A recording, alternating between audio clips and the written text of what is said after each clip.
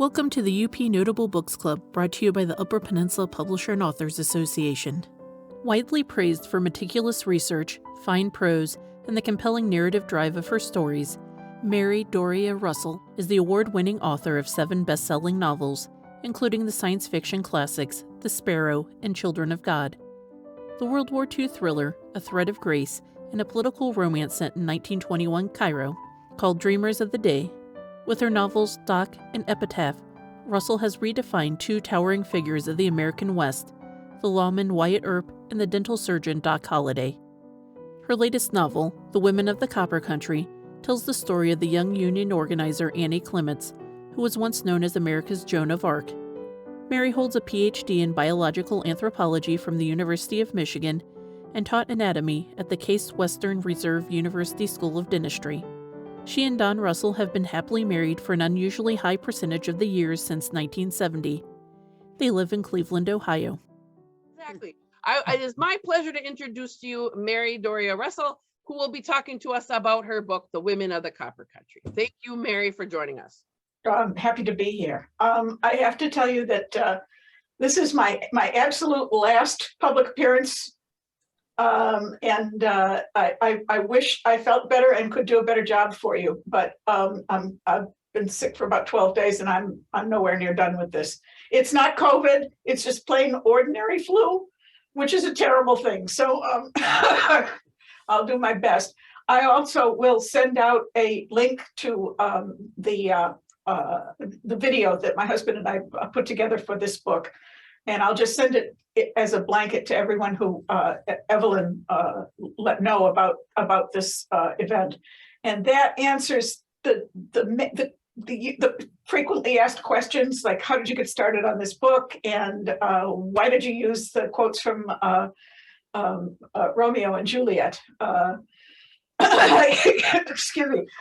I can do a quick answer to that, but I'm not going to do a formal presentation. I'm going to send you the video, which is much better than what I could do verbally. There's pictures and everything.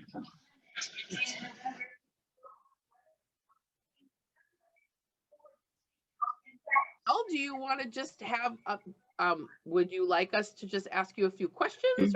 Or I anticipated that was what was going to happen. I'm at your disposal, but the video is a much better presentation than I can possibly pull together tonight. Well, I'm going to start with one question that has been on my mind, and that is, like, how often have you visited the Copper Country? I was up there about 3 times. Just got back, actually, because the Great Michigan Read was in we had 5 events in the Upper Peninsula last week. Which is where I got sick. I held together for the first 3, and then the 4th one, boy, it was at the Peter White Library, as a matter of fact.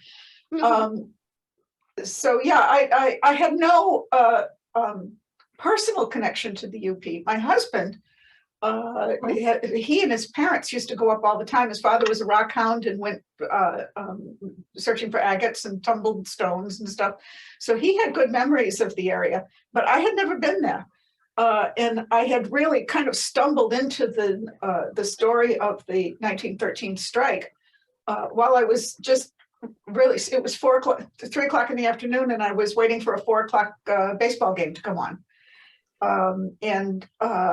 I had an hour to kill, and I was just flipping through the channels, and I came across the PBS documentary Red Metal, which is about the 1913 strike. And that was where the first time that I had ever heard of Annie Clements, or James McNaughton, or the Keweenaw, or the Copper Country, or any of it. It was absolutely new to me. But I had just gotten finished with Epitaph, which is about Tombstone, Arizona, and that was a silver mining town. So I'd kind of gotten interested in hard rock mining from there, and I thought, oh, well, you know, I got an hour to kill, I'll just watch this documentary. So I ended up thinking, well, okay, I've got Annie Clements, this extraordinary young woman, 25 years old, 6 feet 3 inches tall, and the recently elected president of the Women's Auxiliary of the miners. Let's see, I'm not thinking real clearly. Local 15, Western Federation of Miners, be there. And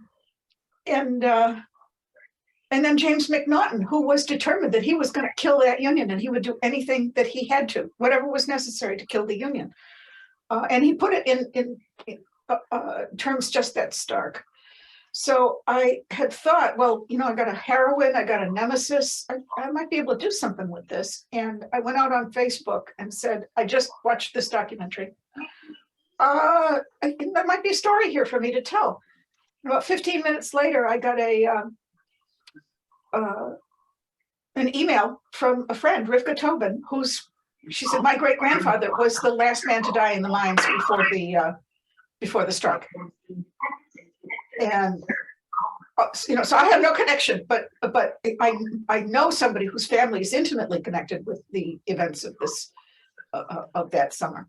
So I took her out for breakfast the very next morning, and she gave me all kinds of information about her family, and that was where I got started on. I just kept pulling on the threads until I had a sense of where the story needed to go.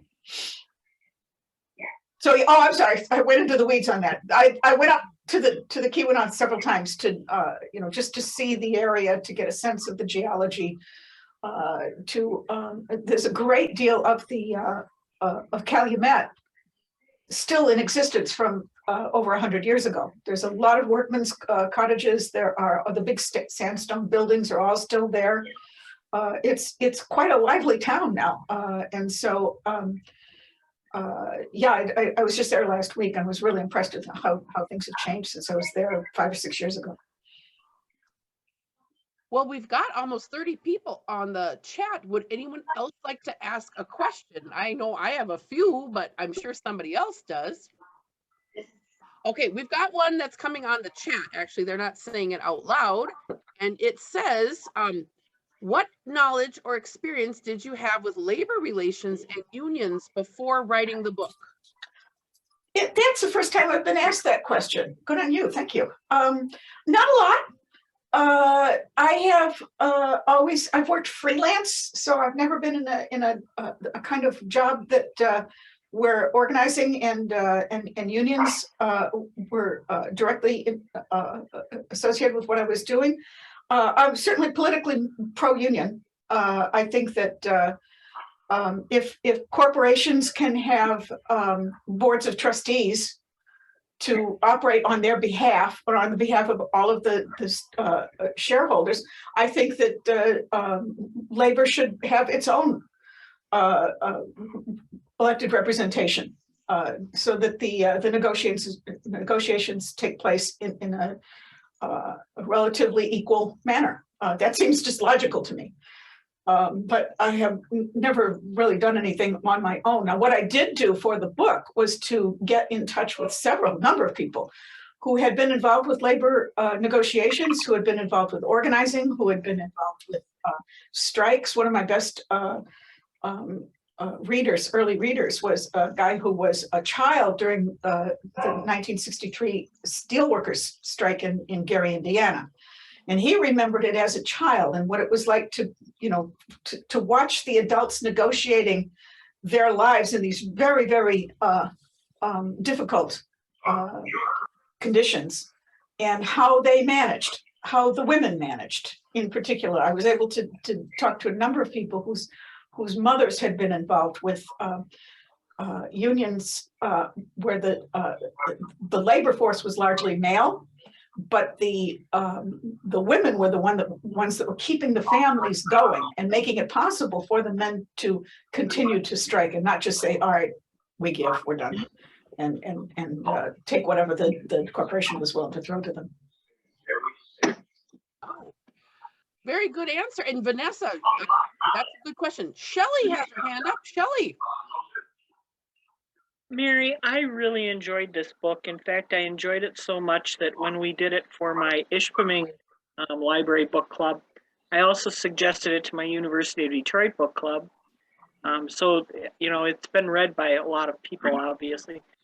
The question I have is, you bring so many issues into the book, because it's not only about the mining and the difficulty with mining and the union, there's all those women's issues in there. There's all of Yes. those immigrant issues in there. Yes, yeah. I'm wondering, were there issues that you would have liked to develop more that you have to write more volumes to do that? Yeah, and I'm retired. As of, as of 8 o'clock tonight, I'm done. There were a few things where I needed to cut because I had a very good editor who said, I understand why you want this chapter in here, but I think it deadens the action. It was an entire chapter that was about the immigrants who were met on the docks in New York and were put on trains and sent to Calumet to bust heads and break unions. And so she was a really good editor. What she told me was, Mary, this is a really good chapter, and I find it very interesting. I think that what we're going to do is if we take this out, we can make it an extra at the back of the paperback edition, which was a complete lie. That never happened. But nevertheless, she got me over the hesitation to kill one of my darlings. So yeah, I would have liked to have done more with the immigrant populations, but again, you have to focus in a book like this. One of the things that came to me while I was doing the UP tour last week was that, especially when I got to Calumet, where there are people who have written books themselves about what I've written a novel about. And one of them was very unhappy with me because I had not written the same book that she thought ought to have been written. And so I was able to tell her, look, for people who write nonfiction, for real historians, you see a much broader picture. You're looking at a whole forest of flora and fauna and geography and climate. You have a much larger field of view. For a historical novelist, it's much more like a gardener who is creating a bonsai tree. We have to prune, we have to shape, we have to cut roots sometimes in order to be able to fit it into a smaller pot. It's a much different way of approaching the history. But one of the nicest things that a bookseller ever told me was that she was always glad when she sold one of my books because she knew that within about a month, that reader would come back and would buy 3 nonfiction books about the same topic, right? So the novelist's job is to create an emotional connection between the reader and the history, right? I'm giving you a reason to care about a strike that took place in the far north of the Upper Peninsula of Michigan a long time ago. That's my contribution to the history, is to make people give a damn about what happened then and to make the connections with what is happening in our own world today. And there are many. Thank you. I'm going to pick up. We've got a few questions that came on the chat. And Deb says that you're a trooper, Mary. Thanks for being with us. After reading your book, I got to wonder what happened to James McNaughton. Doing an internet search, I really couldn't find much. Did you? No, yeah. McNaughton covered his tracks. He did not want to be known. He kept himself away from, he didn't feel anybody had a right to know anything about him. Much of what he does and says in the book is taken from the congressional hearings that took place in 1914 after the Italian Hall disaster. So I was able to get quotes from him, but he was a very private person who did not want to be known. And I believe that he also, when he left Calumet, it was in the 1930s, he managed to squeeze another 15 years out of those mines, which is not easy. But the custom at the time for really rich people was that if you moved away from a house that you had built, you tore it down rather than let anybody else live in it. His house is no longer there. That's not one of the buildings that still exists in Calumet. The Hotson house, which I described in the first chapter with the baby elephant wallpaper, that's real. The Hotson house is still there. It's a hotel now. You can stay there. The baby elephant wallpaper is still in the dining room. So it was a matter of doing the research around him. We did find that he was born in Canada, so he was an immigrant. And that was not something that he wanted to have be known. You have no business asking me any questions about me. I owe you nothing. That was his attitude. Okay, and one more question off the chat, and then maybe we'll have some more from our viewers there. Mm-hmm. It says, this is from Sue. She says, of all the books you've written, was there one that you really liked writing? Doc. Yeah, the only one that I've ever actually reread myself is Doc, which is about Doc Holliday.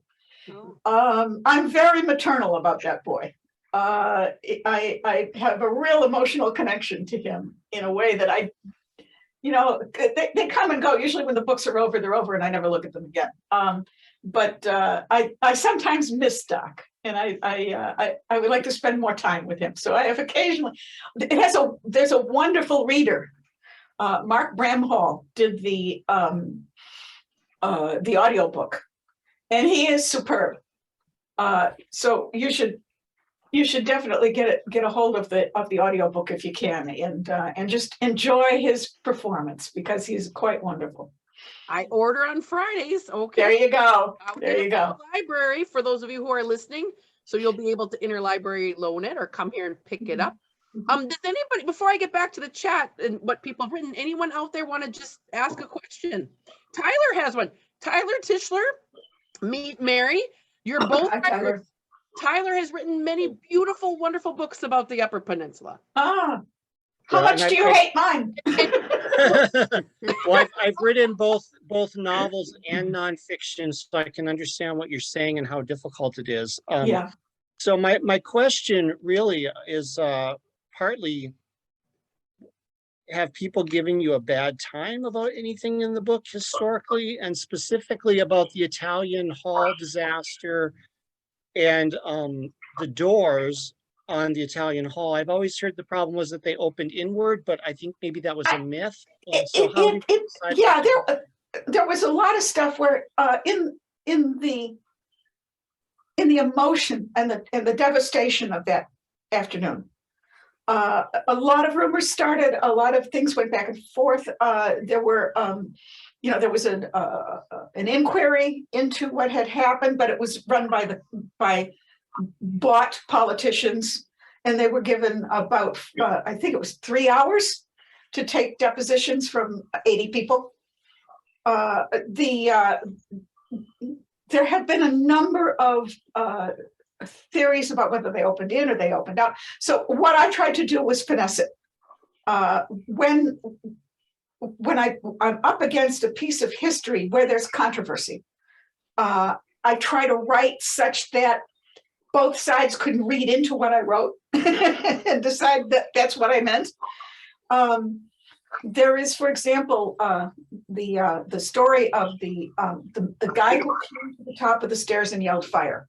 Okay, lots of controversy over that. The people who were up close to him saw the Citizens United button on a dark coat, white button on a dark coat.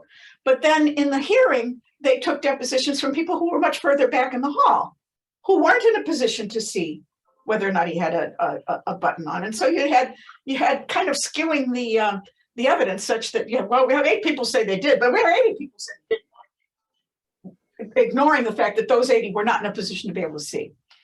I'm a cop's daughter, and cops will tell you that for some famous crimes, people will come forward and will confess to them, even though they couldn't possibly have been there that day. There have been, I think, 3 different people who confessed to being the guy who yelled fire. But we don't know. We just don't know. And so I made up a backstory for a drunk who would have reason for his own, in his own mind, for yelling fire, but that was because he just got fired because he was shoplifting from the store owner. And so that way I don't have to pin it on anybody in particular. But I also recognize in the book that this is very ambiguous, and we don't really know. And the real story here is the tragedy that it happened at all. I think that what was really important for me to understand was that the people in the Italian Hall had just seen all of the pictures of the Triangle Shirtwaist Factory girls jumping out of a burning building. That was fresh news, and it was they'd seen the photographs. This was something that they were really aware of. There were fire escapes opposite the staircase. So if anybody had had the presence of mind to go out the back rather than the way they came in, they would have gotten out.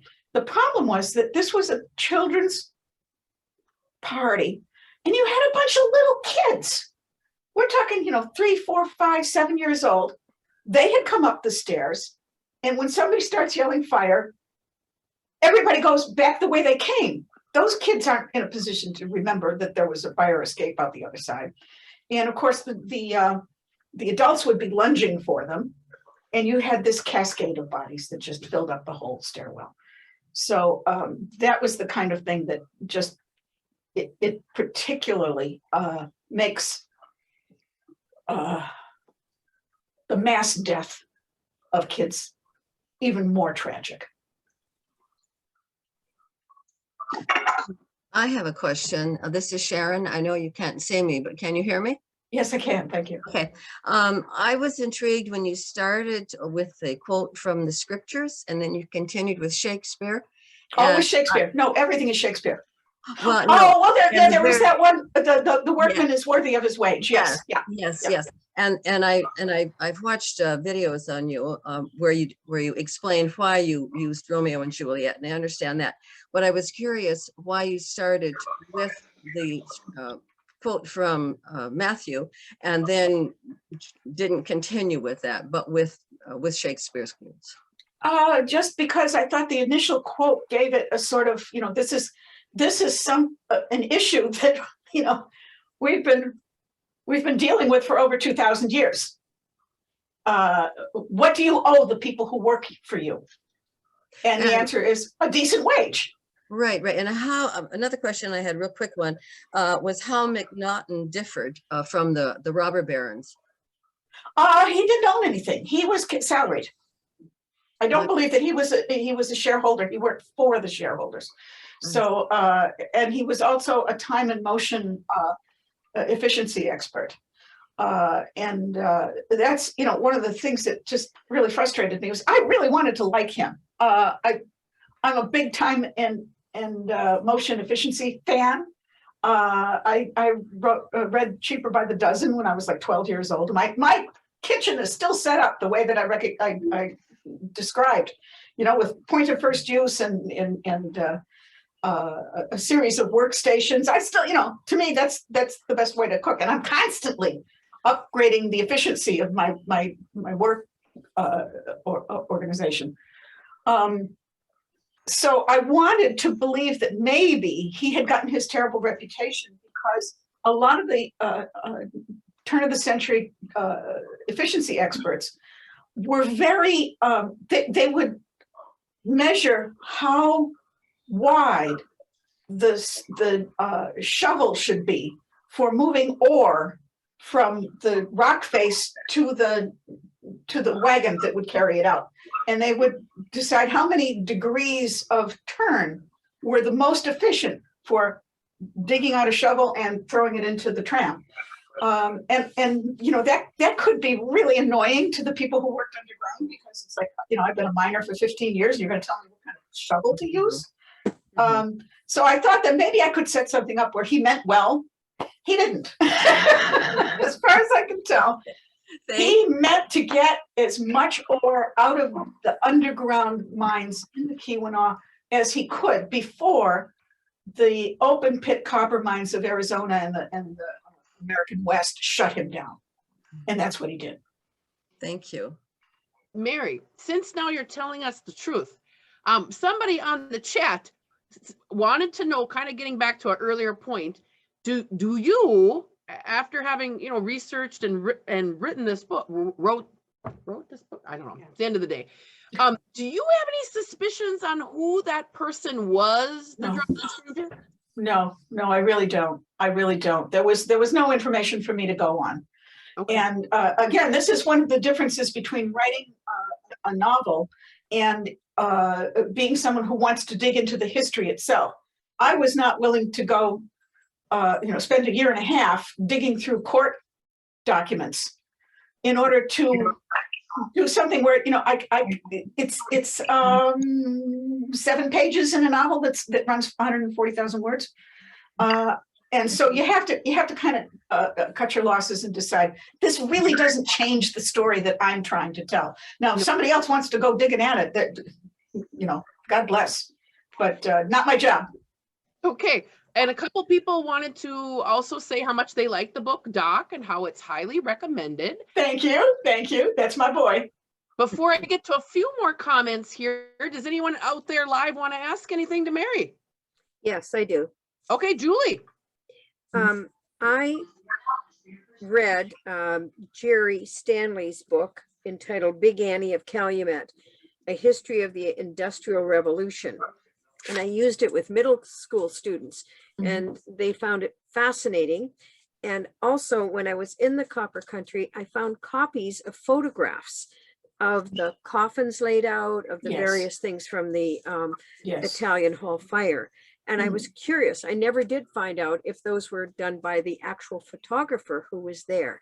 Did you look at any? Okay, yeah. In my book, the photographs that are described in the book are real. Okay. Oh yeah. And if you go to my website, which is just my name, www.marydoriarussell.com. Yeah. Click on the book and then click on historical figures, and there will be photographs. And there was a local photographer whose name always escapes me, and I'm sorry about that. But he was the one who actually took the photographs that I referred to in the book. Now, this is again someplace where writing a novel is a different job than writing history. I wanted to. I had 2 things in mind when I made up Mike Sweeney. The first thing was I wanted to recognize how important the new technology of photography and the use of photographs in newspapers had just begun, like just a few years before this happened. And they were it was just revolutionary to be able to see and not just read these vast blocks of gray print. So I wanted to recognize that. And also, while I was writing, I think you'll all remember that the Syrian refugees that were pouring out of Syria as that war went on, there was a photograph of a little boy about 3 years old, face down on a beach in Greece. And for a minute, the world gave a damn. Okay. And that's what I wanted Mike Sweeney to be able to do, is to get the world to give a damn, even if it's only until next Tuesday. So I thought it was really important to include photography. The other reason that I made Mike Sweeney up is that poor Annie, she was what my mother-in-law used to call a bad picker. She married 3 times, she divorced 3 times. All 3 of them turned out to be violent wrecks. She just, maybe there just weren't that many nice guys around in 1913, but she didn't divorce Joe until she was pregnant by her second husband, and so at the end of the book, she was in fact pregnant. She did in fact divorce in April of 1914, and she moved to Chicago, where she moved in with the second husband. He was a jerk too, and as a novelist, I get to decide. So I gave her the boyfriend she deserved, not the boyfriend she had. And if you don't like it, tough. Write your own damn book. Lovely, thank you. So, Mary, one thing Tyler had asked about the doors, and this gives me a good opportunity to introduce you to another one of our members, another fellow author like yourself. Deborah K. Frontera wrote a wonderful book on this same situation called Living on Sisu. Yes. On Sisu. Yeah. And she's here with us tonight, and she tells Tyler that the doors definitely opened outward. And it's just such a pleasure for me to introduce you to authors who wrote about the same thing in such different ways with different audiences. Deborah, it was a great pleasure because we got a grant and we were able to buy all the 5th and 6th grade students a copy of her book. Fabulous. Because Fabulous. it's really written for their age. And one of those little girls, she grabbed me one time in this grocery store and told me how much she loved that book and how much she learned. And so it's really a neat pleasure, to have you both on tonight. And Deborah, is there anything you want to say or ask Mary now that we have you two together? I've been listening to a lot of what she says, and when I first read the book, I kept thinking, wait a minute, there was no workhouse in Marquette. Oh, wait a minute, this. And then I got to the end and I read your historical notes and I thought, she should have put that in the front. No. Because after that, I looked at it as a novel. Yes. And what you were doing with the characters. And so it was in some ways very different. Mine is also historical fiction, but I stuck a little closer to the real happenings. But the other thing I wanted to say is, yes, there is a photograph that shows those doors in the Italian hall opened outward, and it was taken by John William Nera, who was the photographer. There you go. So it all fit together. Yeah. Well, the other thing is that it doesn't really matter which way they opened because the kids stumbled. Somebody stumbled. Some child running down the stairs, and it's 22 stairs. I mean, that's a long, very steep stairway. One stumbles, and then the next one falls over him, and then the next one, and the next one, and the next one. So you have just a cascade of little bodies being crushed. And so to me, that getting involved directly in the, did they open out? Did they open in? It's, right. Go for it, but it's not my job. And it's not going to change. No, it doesn't change the significance of what happened that day. Right. I put the comment on there because somebody in the chat asked, did the doors open outward or inward? Well, yeah, they did open outward. Yeah. Well, thank you. And then now the next question, we have another author on the call named Bill Spruill, who wrote a wonderful book all about Houghton and hockey. And he wanted me to tell you, Mary, that he's got some information about McNaughton that he is willing to share with you. You know what? It's too late, but thank you. Book's out. Retiring tonight at 8 o'clock. Not rewriting anything. That brings us to the next question. Someone wants to know, what do you mean by retiring? Are you? I mean, I am going full J.D. Salinger. There will be no more public life. Will you keep my husband and I have been married for 52 years. And we've retired and we're enjoying pottering. We enjoy the garden where, it's just, we cook together, and it's been a long time. We worked very hard for a very, very long time. And I'm done. I actually tried to retire last summer and had announced it on my website saying, thanks for all the fish, but I got to quit. I can't go any further with this. I have not written a word since I made that decision. So since the June of 2020, whatever it was in me that needed to write is over.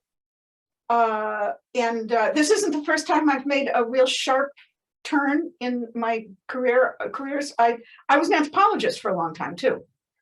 I taught gross anatomy at Case Western Reserve University. The whole novelist thing was kind of an accident. I sort of backed into it. I thought I had an idea for a short story that turned out to be The Sparrow. And then that turned into Children of God, and then The Thread of Grace, and then, Dreamers of the Day. And it just kept pulling me along. But whatever that thread was, it snapped now. I am enjoying a totally different pastime, which is watercolors. Completely different part of the brain, utterly disconnected from anything that I've ever done before. I've been a scientist, I've been a novelist, and now I'm playing with watercolors. I'm farting around with watercolors, and that suits me just fine right now. Wow. Okay. Well, that must make somebody want to ask a question. Do you know what I want to ask? And I don't want to hog this, so I'll make it quick. But I wondered if the fascination with your main character was her height, because in every interview, somebody's always mentioned about her height. When Annie's height, Big Annie, they called her Big Annie for a reason. Big Annie, and so I'm wondering, with these marriages and divorces, how much larger the men were than 6'3", if she allowed them to abuse her. So a couple of questions there. Yeah, I'm not sure what, the dynamics of a marriage in which spousal abuse is common. I understood it for the first marriage. I got Joe.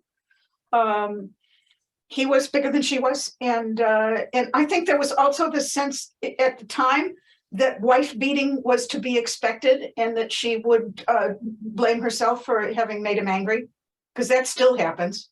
Mm-hmm. As far as her height goes and how it affected her, I mean, one of the big questions that I had to answer as a novelist is, what makes a woman like Annie Clements?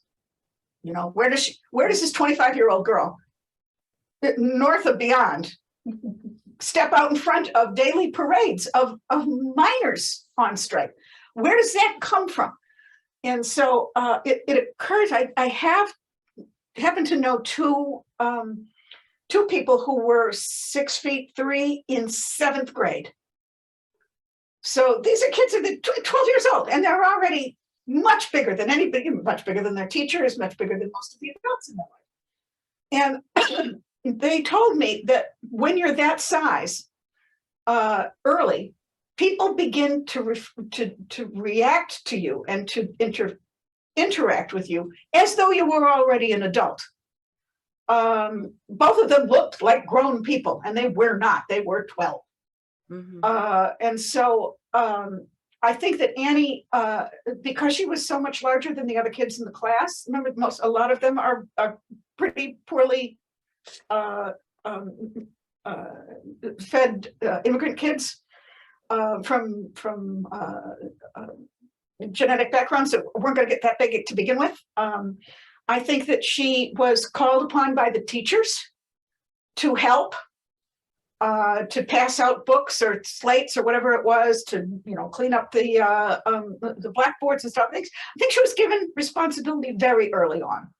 So you don't think it was a question of ego? Of what? Ego, her ego. I never got that impression. No, I think she wanted to be of service. I think that because she was childless, after 7 or 8 years of marriage, there were no children, and there had never been a pregnancy. Mm-hmm. And so, as far as I know, I think that she has a tendency to literally see from a higher plane, and I think that she considered all those kids her kids. And it gave shape to her life in a way that being a housewife with no children in 1913 did not give shape to her life. So there was, again, you can argue with me, you can decide that I'm wrong about that, but that's how I understood her. I don't believe that it was ego particularly, because there wasn't that much of a payoff, Mm-hmm. If anything, she was put in a position of having enormous responsibility and very little power.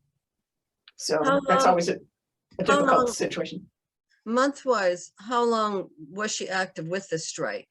Because from what I gathered, it was less than a year. Yes. Yeah, she had been elected, it was, I think, the prior winter to the beginning of the winter of 1912 to 1913. The strike started in July of 1913, and it was officially over on Easter Sunday of 1914. Mhm. That was when the men voted to end the strike. Right. Okay, thank you. Wow. And then she never mentioned it again. That's the other thing. If it were ego, then she would have gone on to do more as an organizer. She opened up a millinery store in Chicago and never told her family about it, just never talked about it. Whereas the other powerhouse women organizers that I described, Mother Jones was in it her whole life. Ella Bloor was in it her whole life. Jane Addams, these are people who wrote memoirs and who continued to be very active in organizing and trying to make the world better. Annie, whether it was because she felt culpable in the deaths of the children in Italian Hall, you know, if the party's your idea and then this happens, Jesus, where do you go with that? She Right. just did not want to deal with it anymore. So I don't see that as an ego trip for her. That's certainly not after that tragedy. Yeah. Thank you. Questions there. Anyone else have anything they want to ask? Well, I will say this, Mary, we've gotten a lot of comments there on the chat, all very complimentary. And Thank you. usually at this point in the talk, I ask the author to tell us about what they're writing now. Would you like to tell us what you're painting now? Not writing a damn thing. You know what I have done is because I'm so new to this, I started watercolors. It was January of 21, and when I was young, I was very interested in art, and the whole left side of my brain took over, and science and writing and language and all of that took over my life. But I decided, what the hell, I'll throw $150 worth of money into watercolor paints and paper and see what happens. And what fascinates me about it is that because I've been so language oriented my whole life,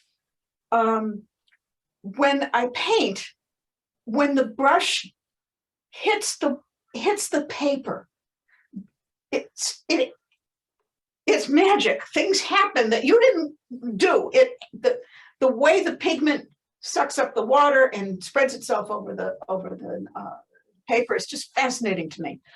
And so I do a lot of small scale stuff. Mostly it's been landscapes and abstracts. I have done a number of they're called dot and line abstract mark making.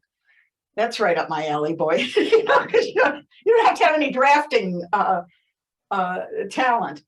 But I do love working with the color. I love the color. So I make bookmarks, and I put them on my Facebook page. Again, just my name. I will say, all right, the closet door gallery has filled up with paintings that I've made. I just tape them on the door of the closet in the room that I use as my studio. And if you order any book, doesn't have to be mine. If you order any book from my local independent bookstore, Max Backs Books on Coventry, Suzanne, the owner, will stick a painting in there for you. Wow. So that way I don't end up with like piles and piles and piles of things that I've worked on, but it gives me some focus, and people seem to like them. They're fun. Oh, good. You seem your face lights up when you talk about it. So Yeah, see, and that's was not happening with writing anymore. The other thing about publishing is that it's a long haul. It takes me, based on 7 data points, it took me an average of 3.5 to 4 years to write a novel. Some were a little shorter, some took 7 years. And you get really burned out on whatever that topic is, but it remains part of you, you're constantly being dragged back to the past, things that you were interested in 15 years ago. And if you write another book, you know, assuming that it gets picked up by a publisher, which there's no guarantee. I don't care how many bestsellers you write, there's no guarantee the next one is going to get picked up. But then you've got another 18 months of working with the publisher and doing the editing and doing all the rest of it. And then if you're lucky, you get a book tour, which means 2 more years of your life mortgaged to that book, long after you're really sick of it. So I just wasn't, you know, at 72, I didn't want to be doing this when I was 77. Don and I had a good time on the trip up to the UP. He calls it driving Miss Mary. We brought the dachshund with us. We had a fun time, but we're really glad to be home. And we both got sick on this trip. So, one last question. Gina would like to know if anybody's thinking about being a writer, a novel writer. Do you have any advice for them now that you're about to pass the torch? Get any substance abuse problems you have under control. This is, you know, it's not an easy way to make a living. It really isn't. Marry an engineer, that worked for me. They get health benefits at work and they get well paid. It's not easy. And any advice that I would have about how to break into the publishing industry at this point is it's 30 years out of date. I was only ever published by the big legacy publishers, so like Simon & Schuster and HarperCollins and Random House, and so I got into the biz in 1995, and I think that at this point I qualify as the dinosaur that has watched the meteor coming streaking in to disrupt the entire industry. It's a very different a place to make a living than it was before. It's hard to make a living as a writer. I tell you what you can make a living doing as a writer is technical writing. And again, and you might need an engineer. Technical writing is the thing that I enjoyed most as a writer, apart from writing doc, which was a pure joy. But that the ability to go in and speak to people about their hardware and their software, and to come back 2 days later with clear, accurate instructions for the user to use, and it was $35 an hour. So, you know, it's you know, if you have to write, put your hands on the keyboard, make some prose happen. And then edit. That's what people don't get. It took 60 drafts to get the Sparrow to the point at which it became a book that's been in print now for over 25 years. But boy, it was a long haul. And I also recommend, like, if you're gonna be writing fiction, it's worthwhile having 1 or 2 people who will read for you as you write. And tell them, don't break my heart, but I can't fix it if you won't tell me it's broken. You need people who have who are passionate readers, not necessarily a writer's workshop, because I swear to God, you know, here, everybody says they want constructive criticism. That's a lie. What everybody wants is 500 words of closely reasoned adulation. And so, you know, you need to find 1 or 2 people who can be honest with you and say, my eyes glazed over when I got to this paragraph. I mean, I was interested, and then, I don't know, we went too deep into the weeds or something. They don't have to tell you what to change, but they need to be able to tell you, this is where you lost me. And then it's your job to go back and fix it and bring it back to them and say, does this fix the problem for you? And that kind of back and forth, I think, is very, very helpful if you're going to try and write anything of any length. Wonderful. Yeah. Great advice. And really, Mary, what a pleasure. I don't know if this means anything to you in your few moments before retirement, but I worked in a mine for a couple summers. Did anybody else out there work in the mines, or just me? Just two. So it's a great book to really talk about. I mean, of course, what I did and what they did totally different, but you know, a lot of the right ideas. So it was just a great book, and it was great. You did a great job, I think, representing the Upper Peninsula, if that means anything to you from me. I am very happy to hear that. Yes, Yeah.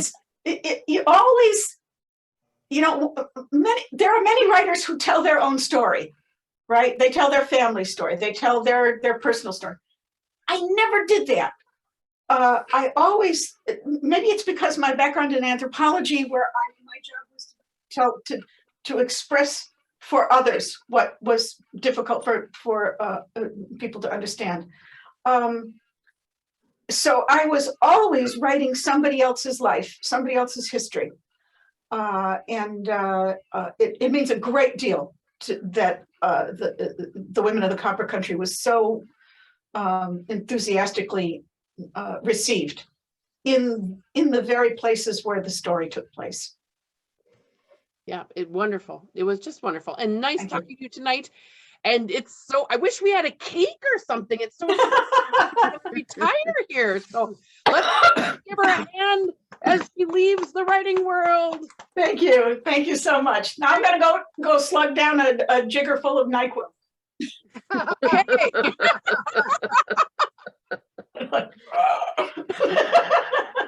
All right, good night, everybody, and thank you so much for a nice wrap up to what has been a 30-year career. You've been watching the UP Notable Books Club, brought to you by the Upper Peninsula Publisher and Authors Association. To join or for more information, please visit us at www.upaa.org or www.upnotable.com.